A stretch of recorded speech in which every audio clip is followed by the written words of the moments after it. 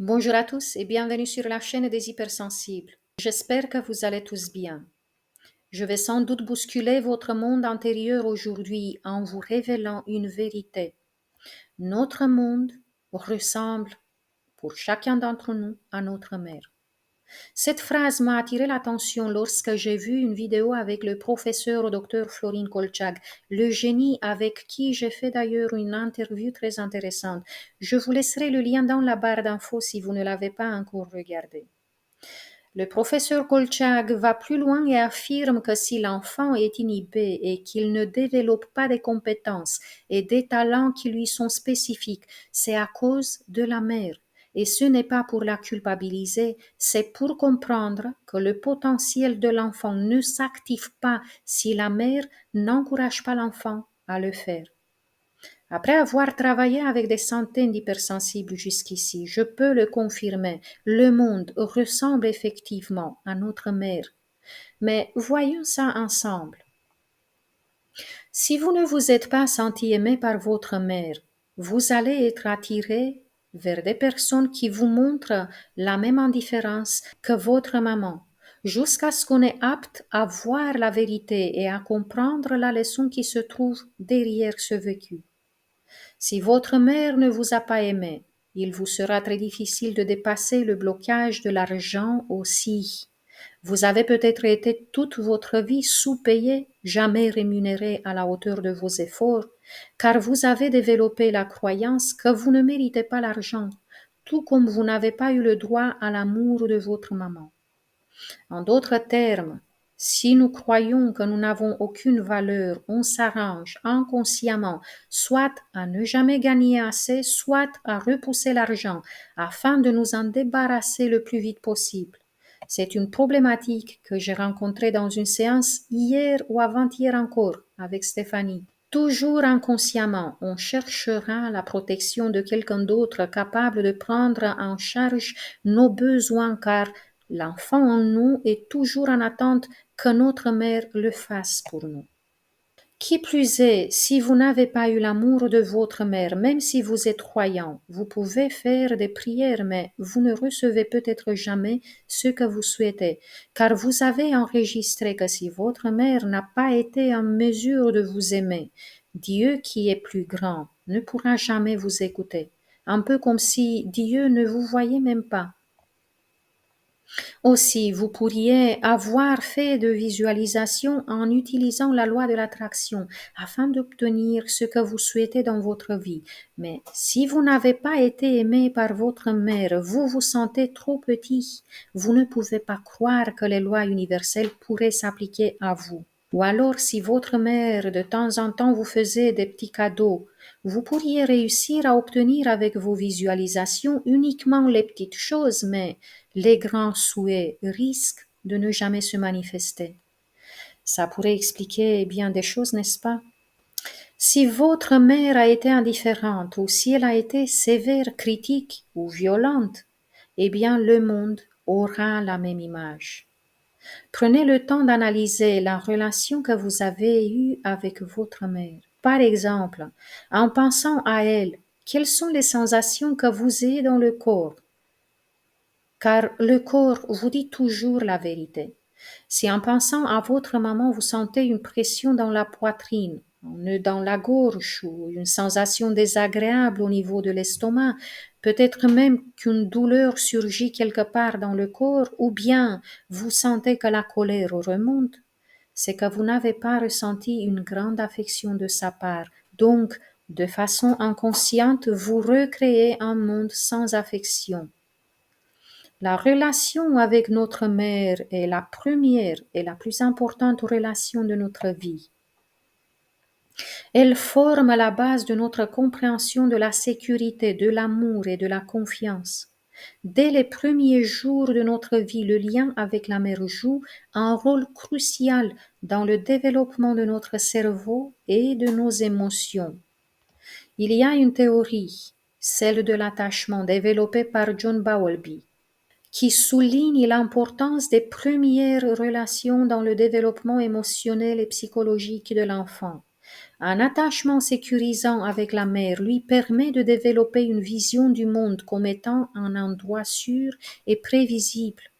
À l'inverse, un attachement insécurisant peut mener à une vision du monde marquée par la peur et l'incertitude. J'ai rencontré tellement de personnes en thérapie qui ont eu une vie aride.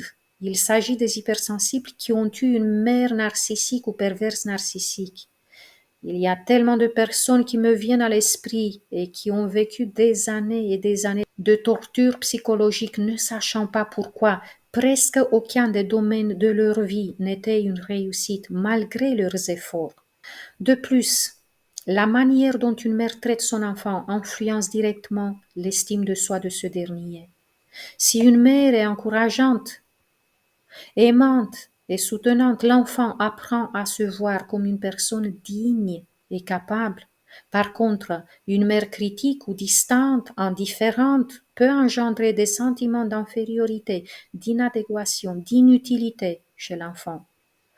À vos yeux, vous êtes toujours un enfant à l'attente que sa mère lui confirme le fait qu'il est précieux et méritant. Vous ne trouvez pas de mérite et de valeur en vous, parce que votre mère ne les a jamais remarqués, soulignés et mis en évidence.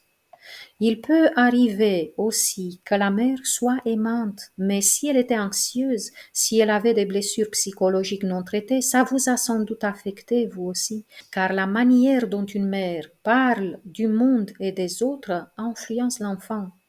Si la mère exprime des vues positives et optimistes, l'enfant est plus susceptible de voir le monde de la même manière. Il se verra au même niveau que les autres. En tant qu'adulte, il aura beaucoup de facilité à avancer dans la vie, à avoir du succès, à s'appuyer sur des amis et d'autres personnes de confiance. Par contre, les perspectives négatives ou cyniques de la mère peuvent inculquer une vision pessimiste du monde et l'enfant devenu adulte se verra tout petit face à un monde menaçant.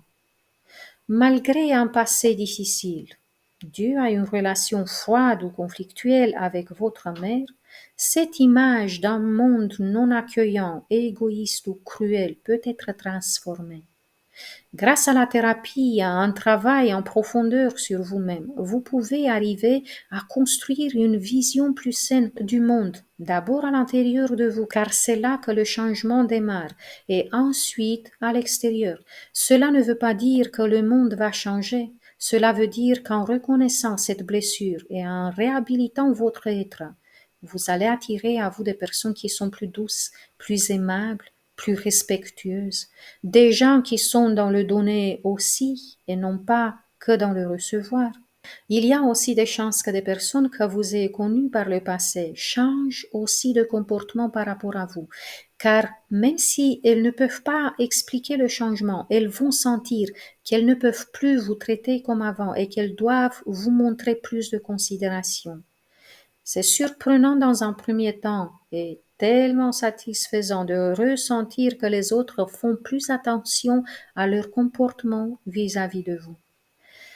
Eh bien, pour toutes ces raisons, j'ai créé une nouvelle séance thérapeutique que je lance aujourd'hui. Elle est destinée à effacer les séquences négatives enregistrées dans votre inconscient qui ont créé pour vous les expériences affligeantes afin d'enregistrer une nouvelle programmation, celle qui ouvre de nouvelles potentialités et active de nouvelles connexions neuronales qui vont faire que vous allez attirer de nouvelles opportunités, que vous allez ouvrir un nouveau champ de possibilités, un nouvel espace plus éclairé, plus doux, plus abondant aussi.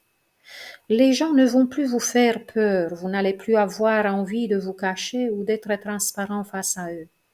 Si votre mère a eu une influence très négative sur vous, vous aurez sans doute besoin de réécouter la session une fois par semaine ou tous les 10 jours. Mesurez en tout cas à chaque fois sur une échelle de 1 à 10 à quel point le monde vous paraît dangereux, menaçant, impitoyable et à quel point vous vous sentez petit, sans valeur et démuni face aux gens. J'ai hâte que vous me parliez dans un mois du soulagement que vous ressentez. C'est peut-être pour vous le bon moment de faire une introspection afin de mieux comprendre votre passé et votre présent et changer le futur parce que notre futur, nous le changeons lorsque nous travaillons sur nous et non pas en essayant de changer les autres. Si vous avez trouvé ce sujet intéressant, n'oubliez pas de liker, de vous abonner et de partager vos pensées dans les commentaires.